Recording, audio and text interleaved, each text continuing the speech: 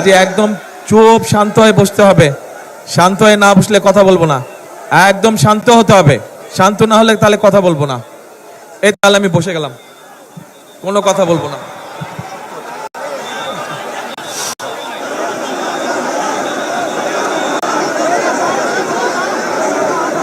বসতে হবে, শান্ত হয়ে বসতে হবে। এই হুইসেল বাজাচ্ছেন যারা, একটু হুইসেলটা বন্ধ করেন। বিজিবি সদস্যরা আপনারা হুইসেলিংটা বন্ধ করেন। বিসমিল্লাহির রহমানির রহিম। আজকের এই নির্বাচনী জনসভার সম্মানিত সভাপতি, মঞ্চে উপস্থিত ফেনী, নোয়াখালী, লক্ষ্মীপুর 3 জেলার নেতৃবৃন্দ, উপস্থিত নেতৃবৃন্দ, আমার সামনে মাঠে এবং মাঠের বাইরে উপস্থিত মুরব্বীবর্গ, উপস্থিত এলাকাবাসী, প্রিয় সহকর্মীবৃন্দ, ভাই ও বোনেরা, আসসালামু আলাইকুম। আসসালামু আলাইকুম। কেমন আছেন সবাই? আচ্ছা, আজকে এই যে বহু বছর পরে ফেনীতে এসেছি আমি, আজকে সকালে আমার প্রথম মিটিংটা ছিল চট্টগ্রামে। চট্টগ্রামের সাথে আমার একটা আবেগ গণসম্পর্ক রয়েছে। আর ফেনীতে তারপরের মিটিংয়ে আসলাম, ফেনীর সাথে রয়েছে আমার একটা আত্মীয়তার সম্পর্ক, তথা গ্রেটার নোয়াখালীর সাথে রয়েছে একটা আত্মীয়তার সম্পর্ক। প্রিয় ভাই বোনেরা, আপনাদের যেমন দাবি আছে বিএনপির কাছে, ঠিক একইভাবে বিএনপিরও কিন্তু দাবি আছে আপনাদের কাছে। ঠিক ঠিক বলেছে? এই যে পিছনে যারা আছেন, ফেনী, নোয়াখালী, লক্ষ্মীপুরের মানুষের যেমন বিএনপির কাছে একটা দাবি আছে, জোর দাবি এলাকার উন্নয়নের ব্যাপারে, মানুষের সমস্যা দূর করার ব্যাপারে, ঠিক বিএনপিরও একটা দাবি আছে না আপনাদের কাছে? কি সেই দাবি? কি সেই দাবি? ধানের শীষকে জয়যুক্ত করা। ধানের শীষকে জয়যুক্ত করা। প্রিয় ভাই বোনেরা, আমরা রাজনীতি করি। আমরা রাজনীতি করি কাদের জন্য? দেশের মানুষের জন্য আমরা রাজনীতি করি। স্বাভাবিকভাবেই আমরা যখন দেশের মানুষের জন্য কাজ করতে চাইব, তখন আমাদের পরিকল্পনা থাকতে হবে। আমরা যা বলবো, আমরা আপনাদের সামনে চেষ্টা করব সেই কাজগুলো বাস্তবায়ন করার জন্য। কারণ আমরা মনে করি জনগণই হচ্ছে বিএনপির সকল রাজনৈতিক ক্ষমতার উৎস। সেই জন্যই প্রিয় ভাই বোনেরা, আপনারা দেখেছেন যে যখন আমি এই দেশে আসলাম প্রায় 17 বছর পরে, স্বৈরাচারের পতনের পরে, তখন কিন্তু আমি একটি কথা বলেছিলাম যে আমি দেশের মানুষের জন্য কিছু পরিকল্পনা তৈরি করেছি। সেই পরিকল্পনাগুলি হচ্ছে কিভাবে, একটি পরিকল্পনা হচ্ছে যে কিভাবে দেশের যে নারী সমাজ আছে, বিশেষ করে গ্রাম অঞ্চল সহ শহর অঞ্চলের যে যারা পরিশ্রম করে খেটে খাওয়া মানুষ, এই মানুষগুলোর ভেতর পরিবারগুলোর মধ্যে নারীদের জন্য একটি ফ্যামিলি কার্ড আমরা দিতে চাই। যেই ফ্যামিলি কার্ডের মাধ্যমে প্রতি মাসে প্রত্যেক গৃহিণী সরকারের পক্ষ থেকে একটি অল্প হলেও একটি সহযোগিতা পাবে। কেউ কেউ বলছে যে এই অল্প সহযোগিতা কি সংসার চলবে? আমরাও জানি চলবে না, কিন্তু 4 সপ্তাহে, 1 মাসে 4 সপ্তাহ, অন্তত 1 সপ্তাহের সহযোগিতাও যদি আমরা করতে পারি সরকারের পক্ষ থেকে, তাহলেও তো অনেক মানুষের জন্য সেটি একটি অনেক বড় সুবিধা, তাই নয়? রাইট। তারপরে আসেন, আরেকটি পরিকল্পনা গ্রহণ করেছি। ঠিক আমরা গৃহিণীদেরকে যেমন ফ্যামিলি কার্ড দিতে চাই, ঠিক একইভাবে আমরা আমাদের কৃষক ভাইদের পাশে দাঁড়ানোর জন্য আমরা কৃষক ভাইদেরকে একটি কৃষক কার্ড দিতে চাই। এই কৃষক কার্ডের মাধ্যমে আমরা সার, কীটনাশক, ঔষধ, বীজ এটি আমরা কৃষকদের হাতে সরাসরি পৌঁছে দিতে চাই। প্রিয় ভাই বোনেরা, এর বাইরে এই যে মজনু একটু আগে বলল যে ফেনীতে একটি মেডিকেল কলেজ দরকার, ইনশাল্লাহ আমরা মেডিকেল কলেজ করব, কিন্তু একই সাথে আমরা আপনারা যাতে চিকিৎসা সুবিধা পান, বিশেষ করে গ্রামের মানুষ, বিশেষ করে মহিলা এবং নারীরা এবং শিশুরা যাতে করে চিকিৎসা সুবিধা পায়, তার জন্য আমরা সারা দেশে গ্রামে গ্রামে হেলথ কেয়ারের আমরা দিতে চাই। এই হেলথ কেয়ারটা কি? এখানে অনেক মুরব্বী উপস্থিত আছেন। আপনাদের মনে আছে শহীদ জিয়ার সময় পল্লী চিকিৎসক ছিল না? পল্লী চিকিৎসক নাম শুনেছেন? কারাগারে শুনেছেন? আতুল্লাহ থেকে এই তো পল্লী চিকিৎসক, ওই যে পিছন দিকে পল্লী চিকিৎসক নাম শুনেছেন? এই জনসভার পিছন দিকে, এই যে রাস্তার ওখানে সাইডে, আপনারা শুনেছেন পল্লী চিকিৎসক? আচ্ছা, এই পল্লী চিকিৎসকের মতন, ধন্যবাদ, হাত নামান। এই পল্লী চিকিৎসকের মতন আমরা হেলথ কেয়ারে দিতে চাই, যাদের কাজ হবে ঘরে ঘরে মা বোনদের কাছে স্বাস্থ্য সেবা যাতে পৌঁছে দিতে পারে, যাতে করে ছোটখাটো অসুখ বিসুখের চিকিৎসা এই হেলথ কেয়ারের মা বোন এবং শিশুদেরকে ঘরে ঘরে গিয়ে সেবা দিবে। তাদেরকে কষ্ট করে আসতে হবে না হাসপাতালে, যদি বড় কোনো, আল্লাহ না করুক, বড় কোনো অসুখ বিসুখ না হয়। এরপর আমরা আরেকটি কর্মসূচি পালন করতে চাই। প্রিয় ভাই বোনেরা, আপনাদের মনে আছে এই 1 বছর, 1.25 বছর আগে হঠাৎ করে একটা বন্যা আসলো, ফেনী নদীর পানি দিয়ে আসলো না? আপনারা বহু মানুষের এই ফেনী, লক্ষ্মীপুর, তারপরে নোয়াখালীর বহু অঞ্চল, বহু মানুষের ঘর বাড়ি নষ্ট হয়ে গেল, জমির ফসল নষ্ট হয়ে গেল, গবাদি পশু, হাঁস মুরগি নষ্ট হয়ে গেল, হয়েছে না? আমরা সারা দেশে খাল খনন শুরু করতে চাই। খাল খনন করবেন আপনারা? কি ভাই, পিছনে যারা আছেন খাল খনন করবেন? এই যে পিছনে দেখি না তো, ওই যে খাল খনন করতে চান? তাহলে আমরা খাল খনন করবো ইনশাল্লাহ। খাল খনন করলে কি উপকার হবে এলাকার মানুষের? কি ভাই, হবে? আচ্ছা, ইনশাল্লাহ, তাহলে আমরা খাল খনন করব। ঠিক একইভাবে আরেকটি পরিকল্পনা আছে আমাদের। সেই পরিকল্পনাটি হচ্ছে, আমাদের সমাজে বহু তরুণ এবং যুবক আছে, যুব সমাজের, এদের অনেকেরই চাকরি বাকরি কর্মসংস্থানের ব্যবস্থা নেই। আমরা এই মানুষগুলোর জন্য চাকরি বাকরি কর্মসংস্থানের ব্যবস্থা করতে চাই। তার জন্য আজকে চট্টগ্রামে বলেছি, আপনারা শুনেছেন ইপিজেড আছে চট্টগ্রামে, এরকম ইপিজেড চট্টগ্রামে যেমন হয়েছে শহীদ জিয়ার সময়, দেশনেত্রী খালেদা জিয়ার সময়, ঠিক একইভাবে এরকম ইপিজেড ইনশাল্লাহ আমরা ফেনী অঞ্চলেও নিয়ে আসতে চাই, যাতে করে এই এলাকার মানুষ সেই সব মিল ফ্যাক্টরিতে চাকরি সংস্থান করতে পারে। শুধু এটাই নয়, আমরা চাই আমাদের এই এলাকার অনেক মানুষ, উপজেলা পর্যায়ে, গ্রাম পর্যায়ের অনেক তরুণ যুবকরা বিদেশে যায় না আপনাদের এখান থেকে? কিন্তু এই মানুষগুলোকে যদি একটু ট্রেনিং দেওয়া যায় বিভিন্ন বিষয় এবং ভাষা শিক্ষা দেওয়া যায়, তাহলে আপনাদের এই যে বিদেশে যান, তার জন্য আরো ভালো বেতনের ব্যবস্থা করা যায়, ভালো বেতনের চাকরি আপনারা সংস্থান করতে পারবেন।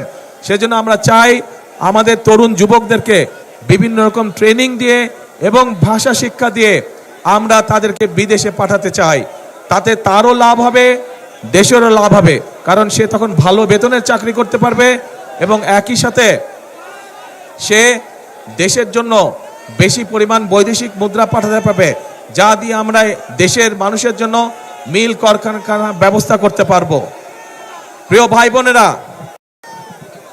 এই যে যেই পরিকল্পনাগুলো আপনাদের সামনে তুলে ধরলাম, এই পরিকল্পনাগুলো কি আপনারা মনে করেন এগুলো বাস্তবায়ন করতে পারলে দেশের মানুষের ভাগ্যের পরিবর্তন ঘটবে?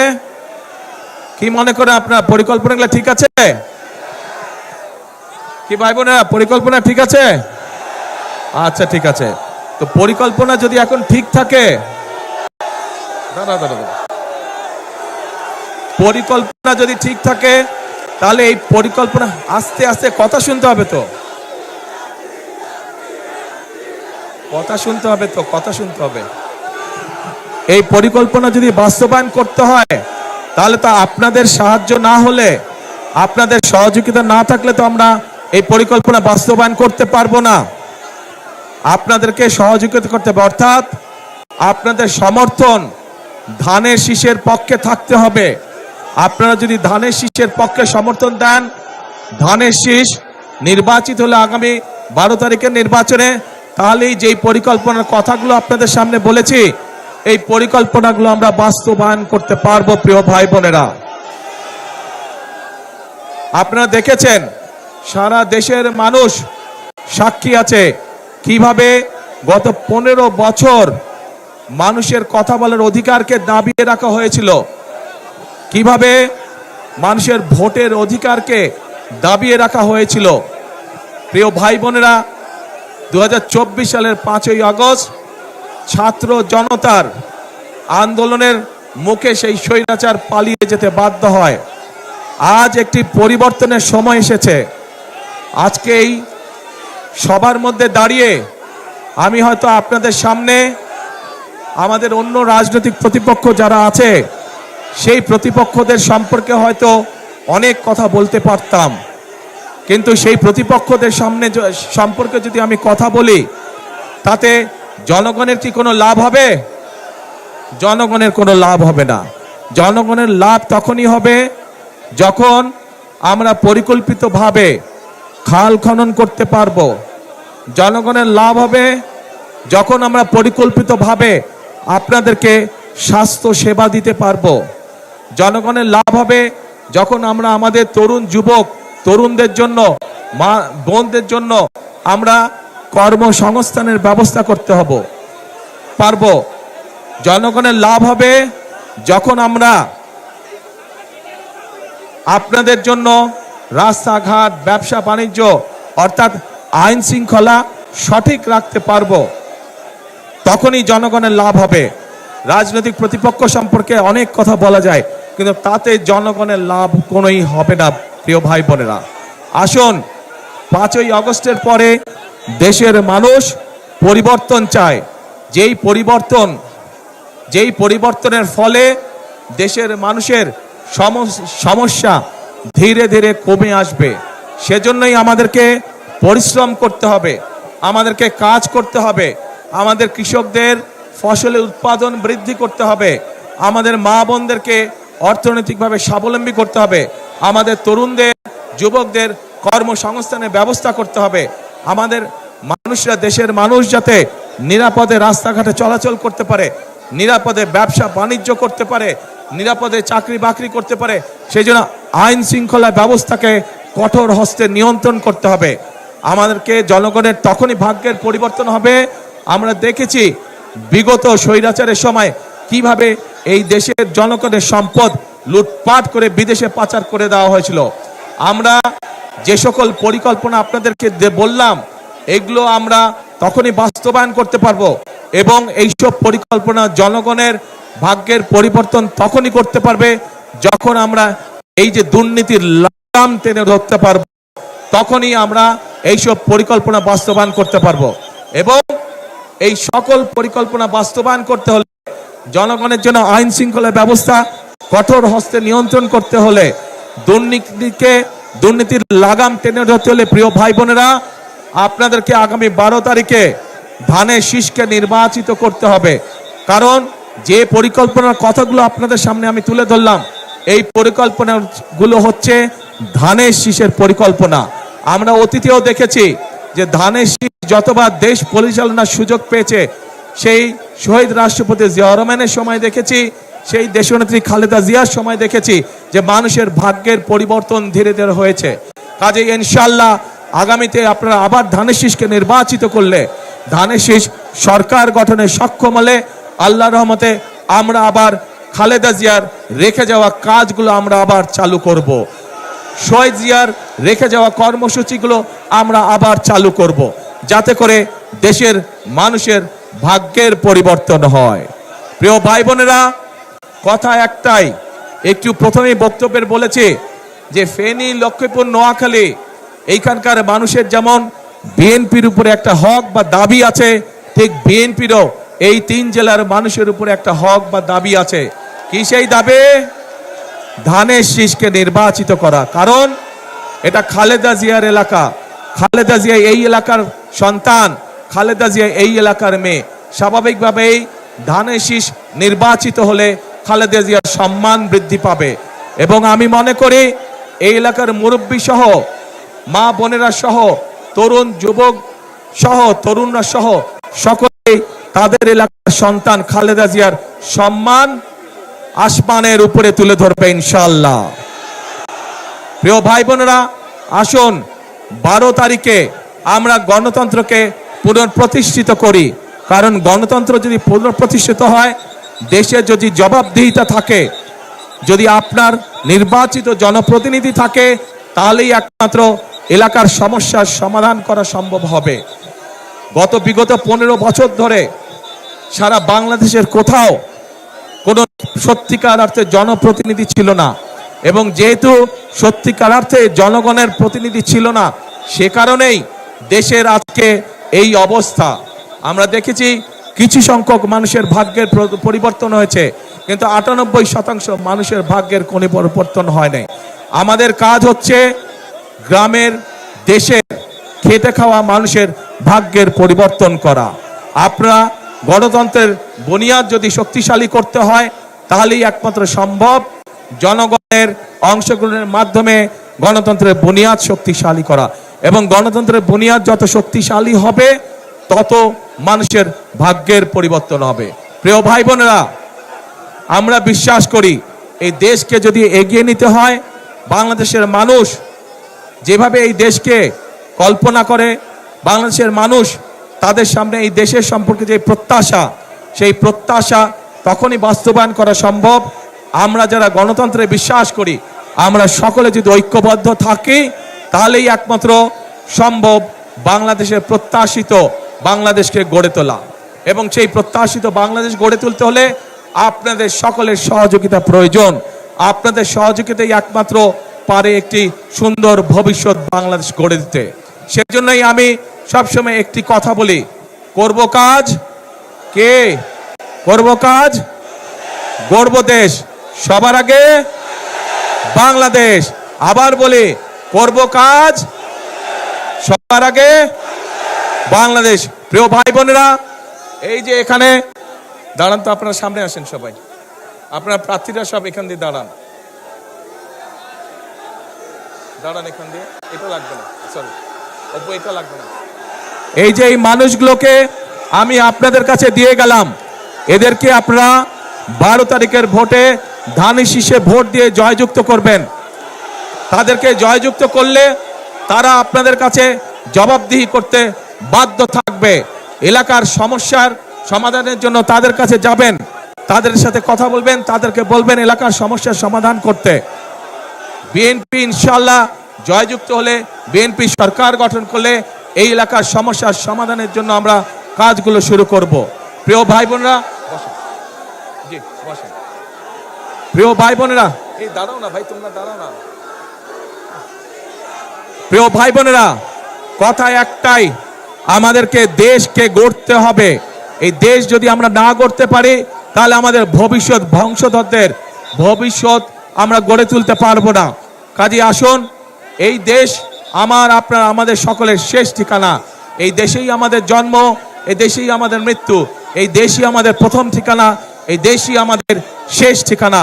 সেই জন্য এই দেশকে গড়ে তুলতে হলে আমাদের সকলকে ঐক্যবদ্ধ থাকতে হবে, আমাদের সকলকে একসাথে কাজ করতে হবে।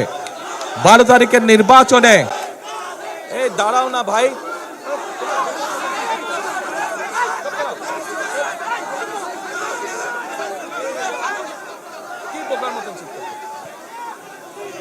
প্রিয় ভাই বোনেরা, বিগত 15 বছর যেমন আপনাদের ভোটের অধিকার কেড়ে নেওয়া হচ্ছিল জোর করে, এখন যখন আবার গণতন্ত্রের ভিত্তি, গণতন্ত্রের চলার পথ শুরু হয়েছে, তখন একটি মহল কিন্তু ষড়যন্ত্র শুরু করেছে। কাজেই আপনাদের সকলকে অনুরোধ করব চোখ কান খোলা রাখার জন্য, যাতে আবার আপনাদের ভোটের অধিকার কথা বলার অধিকার কেউ ষড়যন্ত্র করে কেড়ে নিয়ে যেতে না পারে। ভোটের দিন কখন যাবেন ভোট দিতে?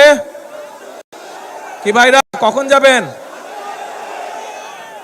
ভোটের দিন? এইবার ভোটের দিন যারা যারা তাহাজ্জুদ পড়েন না, তাহাজ্জুদের ওয়াক্তে উঠতে হবে। যারা পড়েন তাহাজ্জুদ ঠিক আছে, তারা তো পড়েনি, তাহাজ্জুদ ঘরে পড়ে আর যার যার ভোট কেন্দ্রে যাবেন। ভোট কেন্দ্রে গিয়ে ওখানে ভোট কেন্দ্রের সামনে ফজরের জামাত নামাজ আদায় করবেন জামাতে করে। তারপর 7টা থেকে ভোটের লাইনে দাঁড়িয়ে যাবেন, একদম হিসাব নিকাশ বুঝে তারপরে ঘরে ফিরবেন। শুধু ভোট দিয়ে ঘরে ফিরবেন না, হিসাব বুঝে নিয়ে ঘরে ফিরবেন। আজকে এই দেশের জনগণের সঠিক সিদ্ধান্তের উপরে নির্ভর করছে আগামী দিনের বাংলাদেশের ভবিষ্যৎ। ইনশাআল্লাহ আমরা যদি সকলে ঐক্যবদ্ধ থাকি, আমরা যদি সকলে একসাথে থাকি, ইনশাআল্লাহ আমরা আমাদের প্রত্যাশিত বাংলাদেশ গঠনের কাজ শুরু করতে পারবো। আল্লাহ হাফেজ। বাংলাদেশ জিন্দাবাদ, বাংলাদেশ জাতীয়তাবাদী জিন্দাবাদ। আসসালামু আলাইকুম। আপনাদের সাথে আবার দেখা ইনশাআল্লাহ। আসসালামু আলাইকুম।